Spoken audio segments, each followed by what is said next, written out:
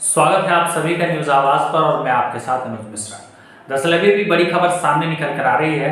हरिद्वार से ऋषिकेश जो कनेक्ट होती है चिल्ला नहर, उस नदी से अंकिता के शव को बरामद कर लिया गया है और साथ ही साथ चारों से पांचों आरोपियों को, जिसमें एक राजनेता के बेटा भी है, उनको भी अरेस्ट कर लिया गया है और उन सभी से पूछताछ किया जा रहा है।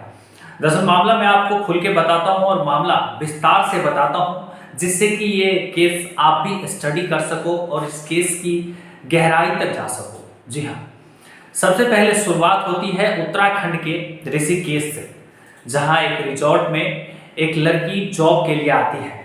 और जॉब के लिए किस माध्यम से आती है? अंकिता भंडारी अपने फ्रेंड को बोलती है कि मुझे जॉब चाहिए।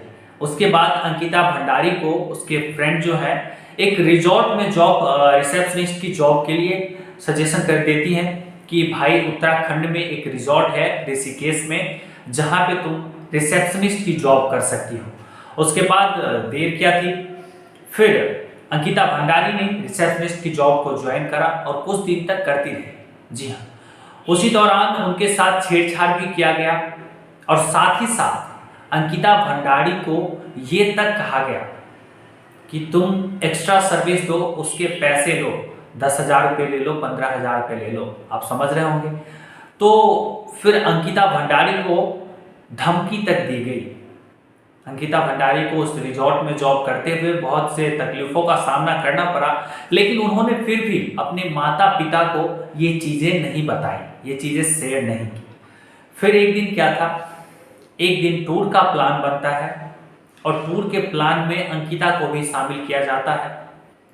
और ये बात अंकिता पहले अपने फ्रेंड को बता चुकी थी कि मैं जो भी होटल के मैनेजर हैं और जो भी सहकर्मी हैं और जो राजनेता के बेटे हैं, वो उन सभी के साथ एक टूर पे जा रही हूँ। जी हाँ, जो चिल्ला नदी है उसी के आसपास वो घूमने गई थी। ये चिल्ला नदी, आपको मैं बता दूं कि हरिद्वार और ऋषिकेश को कनेक्ट करती है।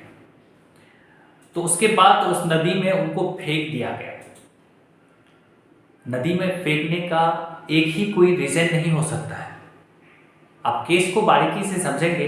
जब सबसे पहले उन्हें बुलाया गया, जॉब दिया गया और बाकायदा उनसे जॉब करवाया गया और उनसे ये भी कहा गया कि एक्स्ट्रा सर्विस के लिए आपको हम पैसे देंगे और आपको एक्स्ट्रा सर्विस देना होगा। उन्होंने साफ साफ मना कर दिया।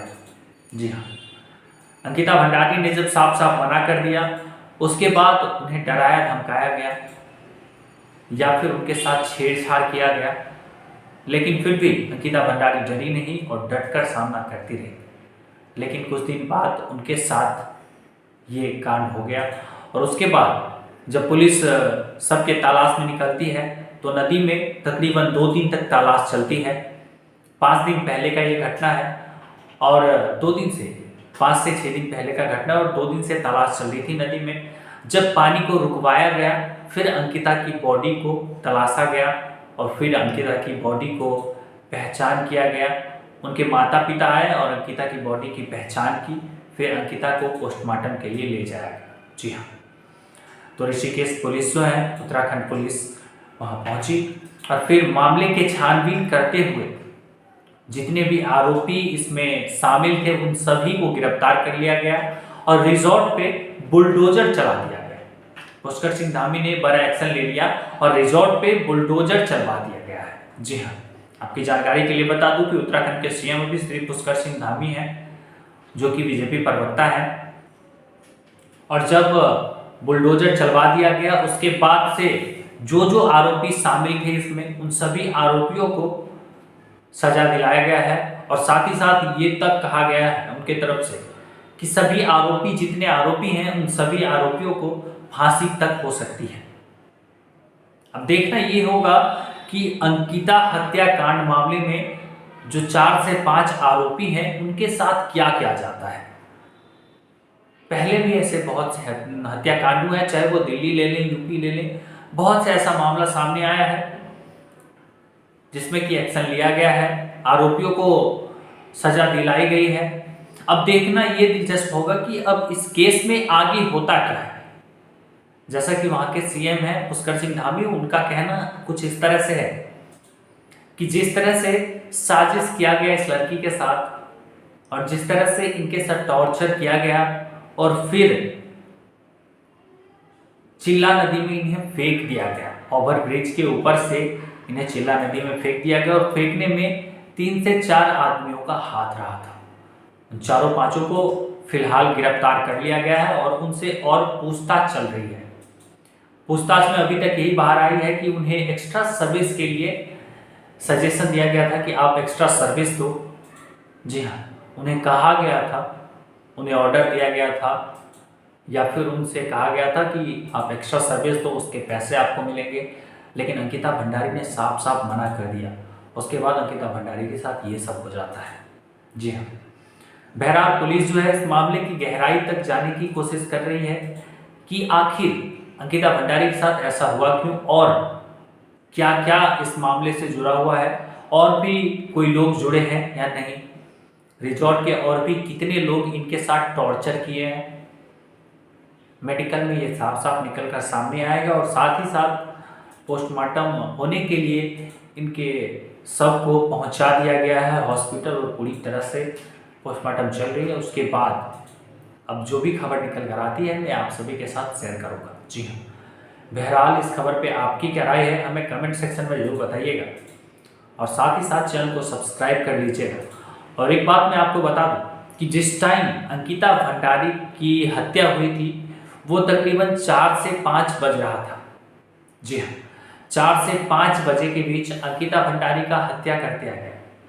सबसे पहले अंकिता भंडारी को व्हाट्सएप पे मैसेज आता है, व्हाट्सएप पे मैसेज आता है, वही मैसेज अंकिता भंडारी अपने फ्रेंड को सेंड कर देती है और अपने फ्रेंड को सेंड कर देती है। जो भी मैसेज उन पे आता है अंकिता भंडारी पे, अंकिता भंडारी अपने फ्रेंड को फॉरवर्ड करती है और अपने फ्रेंड से हर एक बात शेयर करती है और अंकिता भंडारी के फ्रेंड को ये तक पता होता है कि आगे स्टेप क्या होने वाला है। जी हाँ, खैर उन्हें ये नहीं पता होता है कि अंकिता भंडारी की हत्या हो जाएगी, लेकिन उन्हें ये पता होता है कि इन्हें बुलाया गया है घूमने के लिए, इन्हें टूर के लिए इनवाइट किया गया है। जी हाँ, जिस रिजॉर्ट में अंकिता भंडारी जॉब कर रही थी उस रिजॉर्ट के मैनेजर और कुछ 3-4 सहकर्मी और एक राजनेता के बेटे जो कि बीजेपी के राजनेता हैं, उनके बेटे के साथ लॉन्ग टूर प्लान करती है अंकिता भंडारी और फिर उनके साथ अंकिता भंडारी की मजबूरी थी जाना या फिर कहें वो अपनी मर्जी से गई। उन्हें ले जाया गया और फिर उनसे पूछताछ किया गया, कुछ पूछताछ किया गया होगा, उन्होंने नहीं बताया होगा, उन्हें टॉर्चर किया गया होगा, उन्होंने नहीं बताया होगा, फिर उन्हें नदी से नीचे फेंक दिया गया, ओवरब्रिज से नीचे फेंक दिया गया नदी में और बहुत मुशक्कत के बाद उनके बॉडी को निकाला गया है बाहर। बहुत देर तक गोताखोर वहाँ पे छानबीन किए, बहुत से बोट से अंदर तक, पानी के अंदर तक छलांग लगा के सबको ढूंढा गया। बहुत तकलीफ के बाद सबको बरामद किया गया है। एक तरफ का पानी रोका गया, चिल्ला नदी से एक तरफ जो ओवरब्रिज है उसका पानी रोका गया, फिर उस सब को ढूंढा गया और सब पूरे कंडीशन में बरामद किया गया है और पोस्टमार्टम के लिए भेज दिया गया। जी हाँ, बहरहाल इस खबर पे आप अपनी राय हमें जरूर दीजिएगा कि आपकी क्या राय है इस खबर पे। साथ ही साथ चैनल को सब्सक्राइब कीजिएगा और बेल आइकन प्रेस करना मत भूलिएगा ताकि हर लेटेस्ट खबरों की अपडेट सबसे पहले आप तक पहुंच सके। धन्यवाद।